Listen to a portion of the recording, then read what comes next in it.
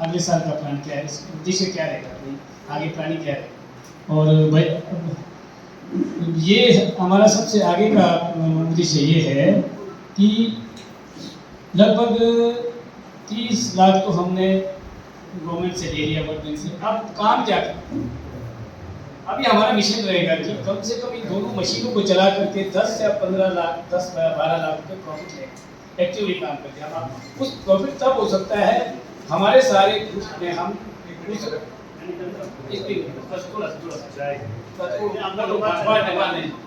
बस तो वो चाय गया थोड़ा सा चाय तो उस प्रॉफिट के बाद हम जो जैसे लाइसेंस तैयार करेंगे उसके बाद हम सब वो सारा काम हमारा रहेगा। आगे का मिशन रहेगा, अगला मिशन है 12 लाख इस साल बेनिफिट हो गया। अगले साल हम जितने भी परचेजिंग कमेटी बनेगी, हमारी कमेटियाँ बनेगी। अब हमारे जो जी बीओडी से काम कर हमारे कमेटीज बनेगी, परचेजिंग कमेटी या कोई कमेटीज बने, वो कमेटी गठित कर करके हम आगे जो नेक्स्ट जो बजट प्लानिंग में है कम से कम हमारा रहेगा कि हर साल कम से कम 20 से 30 लाख प्रॉफिट हमारी कंपनी को मिलता है। उसमें उस काम को करने के लिए हमारे पास बजट की जरूरत है। बजट आप सब आप अपना हमारे द्वारा थोड़ा थोड़ा करके 500-1000 का शेयर हमारी कंपनी को देना पड़ेगा। अपना शेयर जाएगा, शेयर जैसे कैपिटल शेयर आपका जमा हो गया वो डूबने वाला नहीं है, उसका प्रॉफिट आपको मिलना ही है। चाहे 500 डालो, चाहे 1000 डालो, 2000, वैसे मिनिमम 1000 से 75,000 तक एक सदस्य हमारा फार्म को डाल सकता है। तो इसको हमारे जितने भी मेंबर थी पूरे इस कंपनी में 300 मेंबर है। बाई चांस 300 मेंबर 500 से 1000 रुपये डालते तो हमारा लगभग वो बन जाता है 500 डालने को 10 से 15 लाख रुपये, हमारे 5 लाख रुपये भी इकट्ठे हो जाए तो हमारे कंपनी को चलाने के लिए व्यवसाय फाइनेंशियल कंट्रोल करने के लिए कम से कम 20-30 लाख की जरूरत है। 20-30 लाख रुपये हम इसमें डालने के बाद वो पैसा डूबेगा नहीं, पैसा प्रॉफिट में जाएगा। प्रॉफिट को हमारा शेयर में डूबता रहेगा, पैसा डूबेगा नहीं। इस कंपनी में कोई एक पैसा खाएगा नहीं, खाने जानने वाला काम नहीं है इसमें। तो अगर हम एनुअल मीटिंग जो जैसे आज फंक्शन कर एनुअल जो भी एजीएम है, एनुअल जो जनरल मीटिंग है, इस जनरल मीटिंग को वैसे क्वार्टरली करना इसका ऑब्जेक्टिव है क्वार्टरली, साल के 4 बार। अगर क्वार्टरली हम लोग एनुअल मीटिंग नहीं करा पाते हैं तो इस पे बहुत बड़ा पेनल्टी है। तो इस पेनल्टी से बचने के लिए हमको एक दूसरे को जानना है, एक दूसरे को समझना है और कंपनी के मोटिव को समझना है। तो इसको हमारे को बजट फाइनेंशियली तैयार करने के लिए हमारा भी कोई भी हमारे यहाँ जितने भी हमारे ग्रुप के जितने भी सदस्य हैं कोई बाहर ना जाए। मुख्य अतिथि का भी समय का अभाव इन्होंने जाना है और कोई भी हमारा 2-3 घंटा क्वेश्चन होगा, आंसर होगा, डिस्कस होगा, क्या करना है, आगे प्लानिंग क्या होना है, सब हमारा डिस्कस काफी होना है। अभी हमारे शिमला से आए संजीव शर्मा जी, इन्होंने काफी अपना डिटेल बताना है, हमारे को अवगत कराना है कंपनी के सिस्टम का, कंपनी के एक्टिविटीज का। तो इसलिए आप कोई भी प्लीज आपको रिक्वेस्ट करूंगा कोई भी ना जाए। मुख्य अतिथि महोदय का समय का अभाव है, इन्होंने अभी रिकॉम पे पहुंचना क्योंकि सीएम साहब का टूर है। तो बस चाय नाश्ता करके रिफ्रेशमेंट करके हम फिर दोबारा बैठेंगे और टोटल सिस्टम का हम जानकारी लेंगे। धन्यवाद। तो सबसे पहले मैं मुख्य अतिथि महोदय जी के साथ साथ में अपने यहाँ पर उपस्थित सभी बीओडीज का भी मैं बहुत बहुत धन्यवादी हूँ जो इस कंपनी को सुचारू रूप से चलाने में वार्षिक आज जो सम्मेलन आयोजित करने के लिए उन्होंने भागीदारी निभाई है। बहुत तहे दिल से मैं बीओडीज का भी मैं धन्यवाद करूंगा। और सेकेंडली मैं हमारे यहाँ जो जितना भी यहाँ पर पहुंचे सभी सीआईजीज है इनका भी मैं बहुत बहुत धन्यवादी हूँ। और सबसे पहले डिपार्टमेंट के हमारे एसडी और पीएचडी का भी बहुत बहुत धन्यवादी हूँ जो इस कंपनी को चलाने के लिए दिन रात हमारे साथ तैयार खड़े रहते हैं। साथ ही साथ हमारे बीच यहाँ हिमल कंपनी के जो मोबिलाइजर है शिमला से आए हैं, हमारे संजीव शर्मा जी, हमारे ओमकार शर्मा जी, हमारे जी ये दिन रात हमारे साथ जब चाहे काम करने के लिए तैयार है।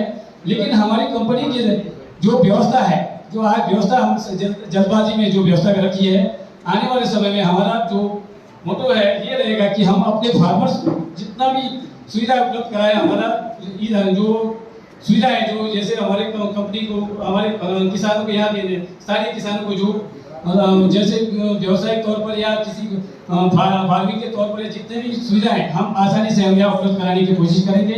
अभी हमारा जो कंपनी का जो हमारा बजट सरकार द्वारा वर्ल्ड बैंक के द्वारा जो बजट प्रावधान किया हमारे को 1,20,000 रुपये हमें ऑफिस एस्टेब्लिश के लिए प्रदान किया है हॉर्टिकल्चर डिपार्टमेंट ने, और 30 लाख वर्ल्ड बैंक के सौजन्य से हमारे कंपनी को मशीनें प्रदान कर चुके हैं, और मशीनें कई सारे हमारे यहाँ लगभग 15 लाख के 2 सेटअप आ चुके हैं, और वो सेटअप हमारे एक बड़ी में लगेगा, एक सेटअप लगेगा सुंदरा गांव में। तो इस मशीनों को चलाने के लिए हमारे सीआईजी का बहुत वो हम रिक्वेस्ट करते हैं कि बहुत जल्दी हमारे साथ जुड़े रहिए, और तत्पर हमारे सहयोग तो जितने भी यहाँ पर उपस्थित है। हमारे सीआईजी में 300 मेंबर्स हैं, 300 मेंबर्स निचार से चौरा तक सारे गांव के हर सीआईजी भी इसका सीआईजी है। 300 मेंबर्स है, 300 मेंबर्स जो ग्रुप बना है, ये हमारे जो एक कंपनी का एक होता है, तो हमारे एक सभा है, फार्मर किसान संगठन। तो इस संगठन को हम एक पारिवारिक तौर पर चलाना चाहेंगे, क्योंकि आज जो एफपीसी का महत्व है, एफपीसी संगठित तौर पर गवर्नमेंट ने जो मिशन चलाया है, प्रधानमंत्री महोदय ने जो हमारे संगठन को जो मिशन चलाया, इस मिशन के लिए हमको एक व्यवहारिक तौर पर करने के लिए हमको एकता की जरूरत है। एकता की जरूरत इसलिए पड़ेगी क्योंकि आने वाले समय में जो भी हम व्यापार करेंगे, मार्केटिंग बिजनेस का उद्देश्य है कि मार्केटिंग करना हमारी कंपनी का। मार्केटिंग के लिए इसको हम संगठित तौर पर, बल्क तौर पर हम सारा इकट्ठित करके सारे जो भी चीज प्रोडक्ट तैयार करते हैं, चाहे बाहर को हमारा जो जितना फसल तैयार करते हैं, हम एकत्रित तौर पर हम इकट्ठे करके यहीं से बेच पाएंगे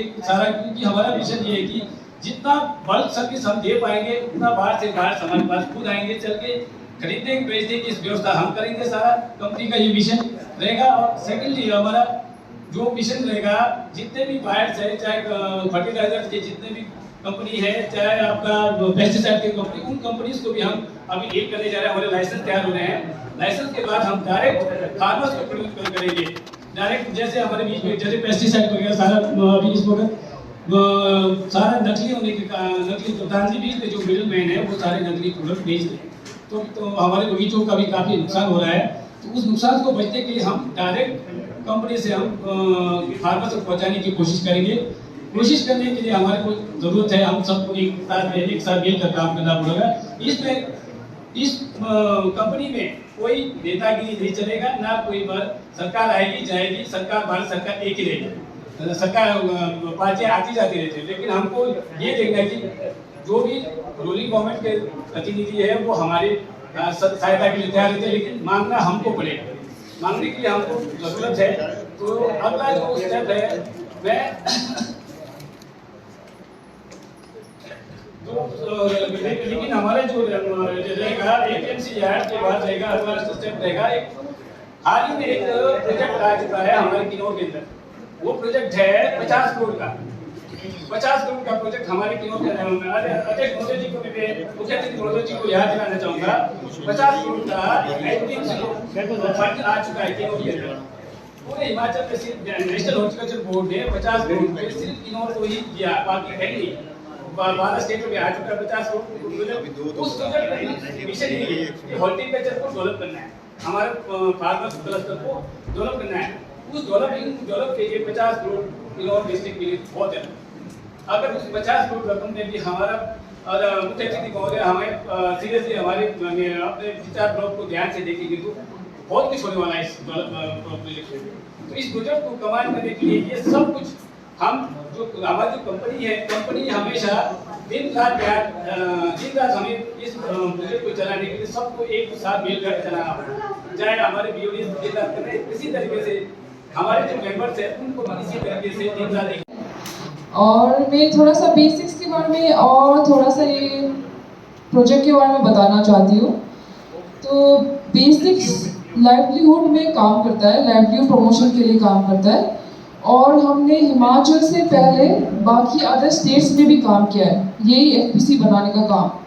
यूपी में हमने 130, उत्तराखंड में 7 और बाकी काफ़ी स्टेट्स में हमने इसमें काम किया है। और हिमाचल में वर्ल्ड बैंक ने ग्रांट दिया है हॉर्टिकल्चर के थ्रू, जिसमें हर एफपीसी को 30 लाख मिले और हमने 30 एफपीसी बनाए हैं 6 डिस्ट्रिक्ट में। जैसा कि हम संगठन की बात कर रहे हैं, तो इसमें आपको एक चीज़ क्लियर होना चाहिए कि ये बागबानों के लिए ये फार्मिंग कम्युनिटी के लिए एक संस्था है ना, बागवान या फार्मर्स का है, फार्मर के द्वारा। बस ये चीज़ आपको क्लियर होना चाहिए। इसमें जैसे चेतराम जी आपको बोल रहे थे कि आपको एक जो भी एक कैपिटल शेयर आपको मेंबरशिप के तौर पे देना है, शायद जो भी इनने फिक्स किया होगा 500 या 1000 रुपये, वो एक ऐसा रहता है कि इस संस्था को एक शुरुआती दौर में चलाने के लिए उसी शेयर के पैसों से कोई भी बिजनेस ये स्टार्ट करेंगे तो इसमें आप शेयर होल्डर है, उसमें जो भी प्रॉफिट होता है उसके सभी लोग आप बराबरी के भागीदार हैं। तो इसमें सिंपल सी बात मैं ये करता हूँ कि जैसे इसमें जो इनको कुछ पैसा फंड का प्रोवाइड किया गया था, जैसे कि हमारे ओंकार जी ने कहा था 30 लाख है, तो 30 लाख के तहत इन्होंने जैसे बताया था कि आपके ये 2 ग्रेडिंग मशीन, वो भी थोड़े हाईटेक अच्छे क्वालिटी में है, डबल लेन वाले हैं, है ना। तो उस चीज़ का इस फार्मर प्रोड्यूसर के जो आप लोग हैं, आप लोगों का सेब उस मशीन पे पैक होना चाहिए, एक जेन्युइन रेट सबके लिए एक जैसा रहेगा। अदरवाइज आज की डेट में हमने देखा है कई बाहर के बिजनेसमैन या कोई वेंडर जो भी है उनके अलग अलग रेट्स होते हैं। आपने विदिन अपने एरिया में नीचे तक जितने भी ग्रेडिंग मशीन लगे होते हैं तो हर जगह आपने देखा होगा कि कुछ ना कुछ रेट में वेरिएशन रहेगा। किसी जगह अगर 100 रुपये तो किसी जगह 115 या 130 है। तो इस संस्था में आपका एक ही रेट रहेगा जिसमें आपने अपने प्रोड्यूस को पैक कराना है, उसकी मार्केटिंग में ये संस्था आपकी हेल्प करेगी और जो भी इसी वजह से आपका इस कंपनी का टर्नओवर बढ़ेगा। जब आप कागजों में आएगा ना ये कि आपने सेब लाया, पैक किया, संस्था ने इसमें हेल्प किया, तो उसमें मतलब एक बागवान को आपको सहयोग देने की जरूरत है। रही बात जैसे आपके बीओडीज मेंबर्स की बात कर रहे थे, तो आपको लगता है कि बीओडीज अच्छा काम नहीं कर रही है, तो आप उसमें बीओडीज का चयन आप अपने जो भी क्वार्टरली मीटिंग्स रहता है आपका, इसमें क्वार्टरली मीटिंग्स होना है, तो ये आपको आए हुए खर्चे जो है एनुअल मीटिंग में तो आपको सुनाया जाएगा। इवन आप क्वार्टरली जो मीटिंग रहता है उसमें भी आपको आय व्यय का ब्यौरा इस संस्था के द्वारा आपको बताया जाएगा कि इतना पैसा आया, इसका ऐसा खर्च हुआ, जो भी डिटेल में रहेगा वो बताना जरूरी है। तो इसमें आपने कभी भी कोई संशय नहीं रखना है और आप सभी लोगों ने एकजुट होकर, है ना, आपसी सहयोग से इस संस्था को आपने आगे ले जाना है। तो एफपीसी जितना प्रॉफिट कमाएगा उतना ही हर शेयर होल्डर को बेनिफिट होगा। तो मैं ये बोलना चाहती हूँ और ये एजीएम का एजेंडा यही है कि आगे जाके आने वाले एफपीसी के फाइनेंशियल ईयर में एफपीसी क्या काम करेगी और आगे कैसे पहुंचाएगी। Thank you. तालियों में कोई कमी ना रखें। इसके बाद में एसडीओ मिस्टर रुपेश नेगी जी को यहाँ पर आमंत्रित करना चाहूँगी, जो डिपार्टमेंटल प्रोजेक्ट से है, और चंद शब्द कहें। Thank you. सबसे पहले मैं मंच पे उपस्थित आज के हमारे मुख्य अतिथि सूरज नेगी जी, वन उपाध्यक्ष, वन विभाग निगम हिमाचल प्रदेश का, और इनके साथ आए अन्य विशिष्ट व्यक्तियों का, और साथ में शिमला से आई इस प्रोजेक्ट में जो टीम आई है, और बीओडी मेंबर हमारे चेयरपर्सन चेतराम नेगी जी, और आप सभी लोगों का आज यहाँ एनुअल जनरल मीटिंग में यहाँ आने पर मैं स्वागत करता हूँ, अभिनंदन करता हूँ। जैसे कि आपको विधि है कि आज ये जो जनरल एनुअल मीटिंग है ये एफपीसी का, आपको काफ़ी लोगों को या सभी को ये मालूम होगा कि निचार ब्लॉक में ये हमने सबसे पहले आपका एफपीसी का सेटअप पूरे डिस्ट्रिक्ट में हमने यहाँ शुरू कर दिया। तो इस एफपीसी का सबसे पहले आपको एफपीसी से संबंधित आपको ये पता होना चाहिए, ये एक फार्मर प्रोड्यूसर कंपनी है, या एफपीओ बोलो आप, फार्मर प्रोड्यूसर ऑर्गेनाइजेशन, ये आपका एक ही चीज़ है।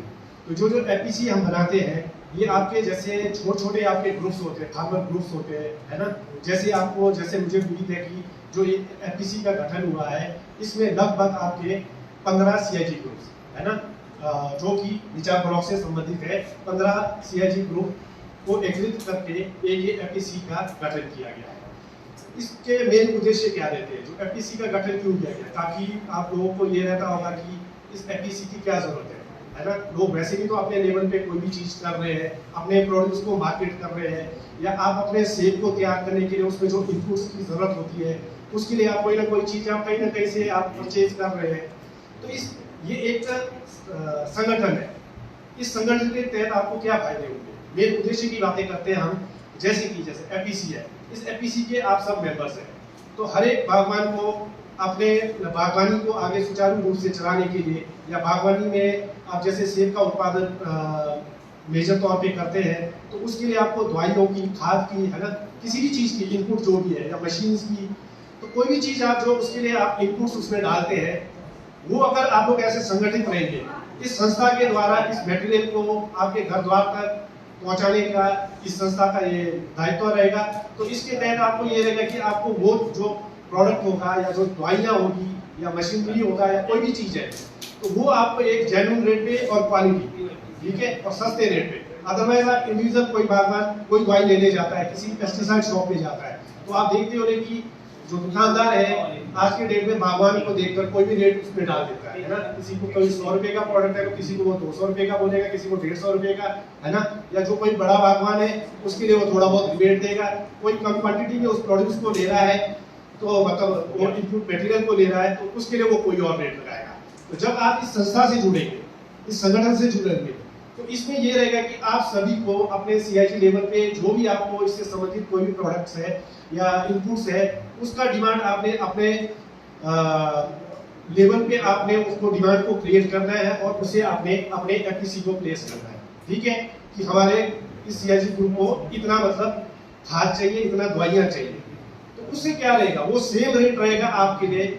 उसमें ये नहीं सोचना कि ये जो संस्था बनी है, तो ये संस्था इसलिए बनी है कि बागवानों का शोषण करने के लिए, बागवानों को किसी भी शोषण से बाहर निकालने के लिए इस तरह के संस्थाओं का गठन किया जाता है। तो इसमें वही है, तो सेम रेट पे आपको एक चीज सभी बागवानों को उसी रेट पे आपको मिलेगा। और इस संस्था का ये नहीं रहेगा कि इसमें हमें प्रॉफिट कमाना है। ये संस्था प्रॉफिट के लिए नहीं बनी है, ये संस्था बागवानों को सुविधाओं के लिए बनी है, ठीक है।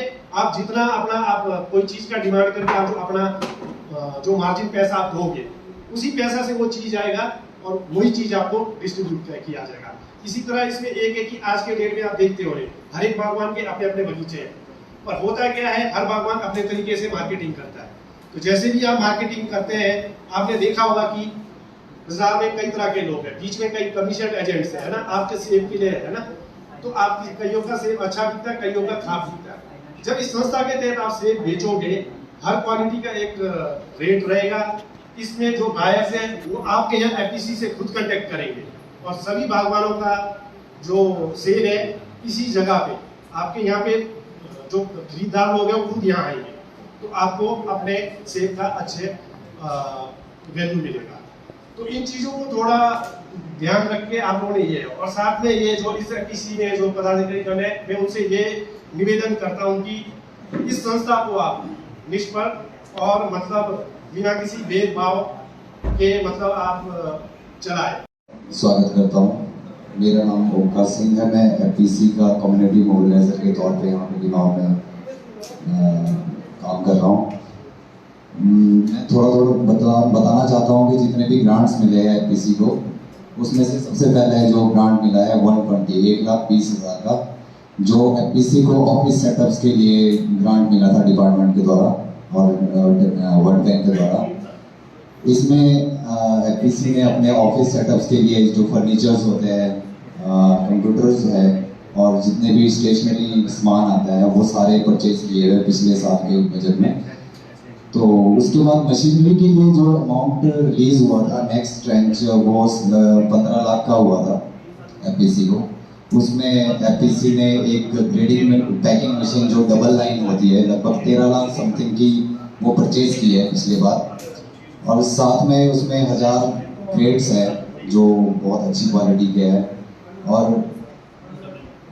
एक अपना जनरेटर है जिसमें वो लगभग 15 लाख के उसमें आपका सभी एक सेटअप आ गया था। तो इस 15 लाख को यूज़ करने के बाद जो सेकंड अप्लाई किया था ट्रेंच के लिए, वो 15 लाख है वो, बट 2 ट्रेंचेस में डिवाइड हुआ है। लगभग पहला ट्रेंच जो है 9 लाख का जो हमने ले लिया है और उसको यूटिलाइज भी कर दिया है। तो 9 लाख का यूटिलाइजेशन में वो भी एक ग्रेडिंग पैकिंग मशीन के लिए यूज़ किया गया है, जो डबल लाइन चलेगा, बहुत बड़ा मशीन है, सेम एज इट इज जो हमारे 15 लाख में आया था, वो वैसा ही एक और मशीन खरीदा गया है FPC के द्वारा। तो उसमें हमने 9 लाख रुपए रिलीज हो चुके हैं और वो खर्च भी हो चुके हैं। अब लास्ट टाइम बचा है 15 लाख में से 6 लाख रुपए, वो 6 लाख अभी मिलना बाकी है। उसके लिए हमने यूसी बना दिया है और सबमिट भी कर दिया है, और एप्लीकेशन भी शायद प्रोसीड हो गया हुआ है अपने DDS सर के पास। वो कुछ दिनों में वो ग्रांट 6 लाख जो है वो अप्रूव भी हो जाएगी। तो मैं बस यही कहना चाहता हूँ कि सभी मेंबर्स हैं, BOEs अपने रिप्रेजेंटेटिव्स हैं, और सभी जो हमारे FPC के जितने भी शेयर होल्डर्स हैं, तो आप जितना हो सके इसमें बहुत ही एग्रेसिव तौर पे इस पे काम करें। सभी के सहयोग से FPC आगे जाएगा। ऐसा नहीं है कि किसी एक के सहयोग या एक के करने से FPC बढ़ेगा।